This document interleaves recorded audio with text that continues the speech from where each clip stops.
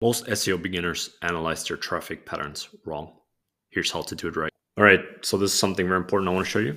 I just talked about this on LinkedIn with Andrea, who's a marketer, and I told him I would make a video. So here it is. This is about branded search versus or branded traffic and non-branded traffic. And I want to show you an example, right? So a lot of times in the beginning, people mix those two together and they look at their Search Console data and go, hey, this is growing or this is not growing. My blog is growing, my organic traffic is growing, but there's a big difference here between branded, which is people seeing your brand somewhere. That could be social media, that could be PR, that could be other places, and then going in and, for example, Googling bridesmaid for hire, right? So they put in this, and then obviously I'll be a first result here, or most of the time you'll be the first result unless your brand name is a common word or there's other competitors with ads that are trying to grab some of your traffic. But that is something related to other sources than organic search. The thing here is that if you would just be looking at the data, and I have a regex in here that basically just matches the homepage, there's tools out there that make this more specific. So they will exclude branded and non-branded traffic to your site. But for this example, we're just going to go with the homepage, which is the index path here, right?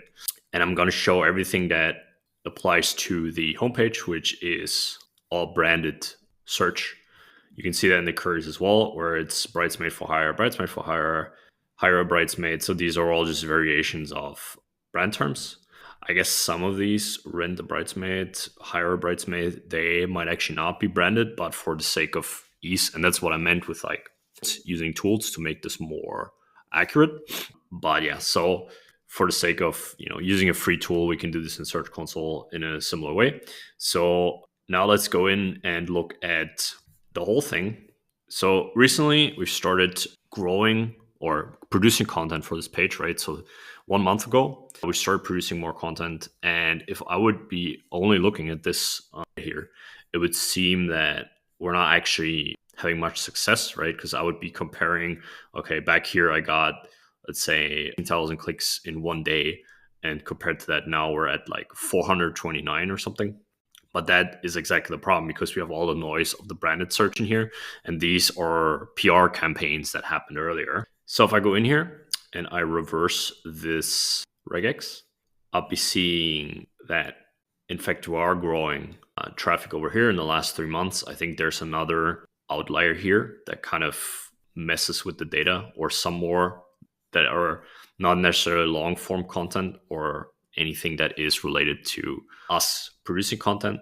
So maybe let's go into the last 28 days and compare that.